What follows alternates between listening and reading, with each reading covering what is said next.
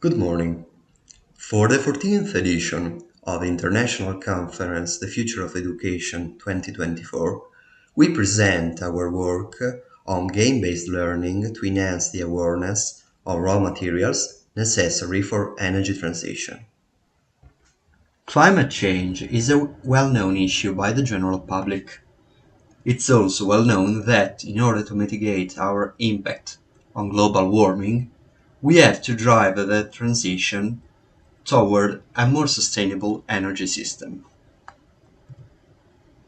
So, to achieve the so-called energy transition, we have to expand the sector of renewable energy and apply strategical changes in energy storage, distribution, and consumption.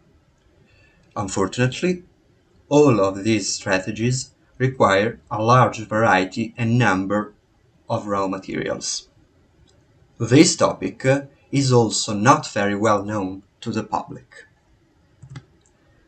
So, what do we mean by raw materials and what are critical raw materials? Raw materials mean those materials that are the basis to produce other goods. In other words, the basis of value chains. Critical raw materials, on the other hand, mean raw materials that satisfy two requirements: being at the base of a value chain economically relevant, but also being at risk of supply. In the last European report of 2023, more than 50 chemical elements have been considered critical. Supply risk can be determined through many factors, such as if the raw material deposit is located in a single state or not. The quality of governance of the country is also a matter of concern. Here is an example of a technology for energy transition, with associated raw materials and their chemical symbols. In this case, the example of wind turbines is shown. As you can see, an apparently simple technology requires many different raw materials. Those underlined in red are critical raw materials, based on the European document of 2020. Besides its intrinsic relevance, why is it so important to disseminate this topic? Firstly, the main reason is to generate critical awareness on this topic. Secondly, this topic would incentivize more sustainable consumption styles, especially in young generations. This can lead to the adoption of virtuous behaviors towards the use of technologies and more sustainable consumption styles, which can be summarized by these three words: reduce, reuse, and recycle. So, we choose the gaming tool to disseminate this topic. Why? Well, serious games have been proved to be very effective in involving pupils in an active manner to foster a non-conscious learning process. It can also develop social skills, as interaction with other players is a fundamental aspect of gaming. All this with the advantage of not necessarily perceiving the process as a traditional moment of study. To design a serious game presents a double challenge. In fact, it has to offer an enjoyable playing experience to users, so game mechanics, objectives, and rules have to be well balanced. In addition, the educational contents have to be scientifically correct, of course, and integrated with other elements of the game.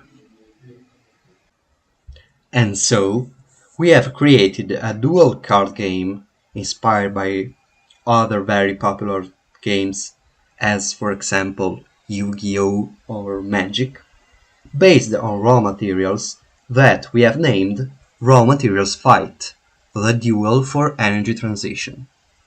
In this game, the objective is to defeat the opponent, bringing his life points down to 0 before ending your own resources, represented by raw materials deck. As each card has an energy cost to be played, to manage energy points is a fundamental aspect of the game, which aim is to aware players that the extraction of raw materials still requires energy. Here are some elements of game design. We decided to transpose every element in a fantasy key in order to have a more eye-catching design. The illustration aim is also to visually underline some characteristics or applications of each element.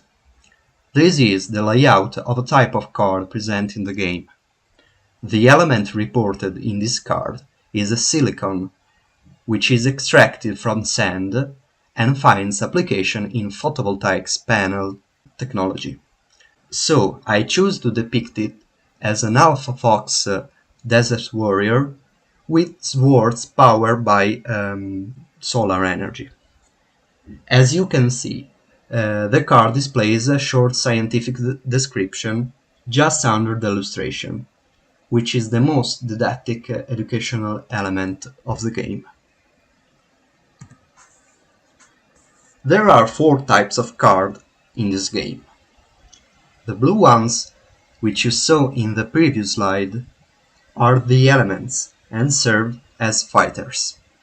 The other ones are red cards, which are the policies toward energy transition, green cards, which are raw materials that are not elements, and purple cards, which are energy sources that provide more energy points to the player.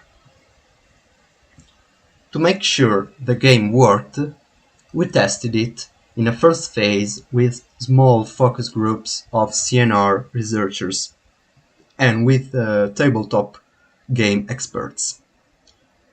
This playtesting phase led us to implement some game mechanics and add or remove some items from the game.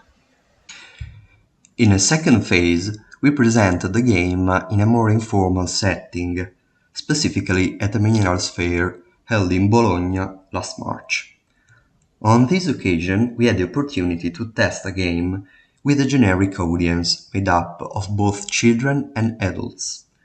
The game has found favor with the public that answered "I like it very much" in about 70% of a specific question sheet, also arousing the interest of sector professionals. After a quick survey, we found that about 85% of the players felt they had learned some basic information about the importance of the various raw materials. To conclude, this game can be a valid educational tool that highlights the crucial role of raw materials in renewable energy applications. Additionally, a tabletop games company has shown great interest in potentially commercializing the game. I'd like to thank Professor Roberto Braga, my master's thesis supervisor, Lorenzo Forini, who helped to develop the game, and Doctors Armida Torreggiani and Alberto Zanelli, my tutors at CNR. Finally, I'd like to thank all of you for your kind attention.